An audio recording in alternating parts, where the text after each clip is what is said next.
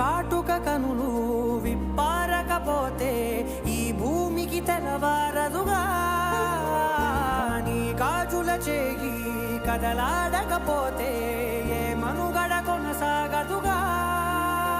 ప్రతి వరుసలోను ప్రేమగా అల్లుకున్న బంధమా, అంతులేని నీశమా, అంచనాల కందున ఆలయాలు కోరని ఆదిశక్తి రూపమా, నీవు లేని జగతిలో దీపమే వెలుగునా.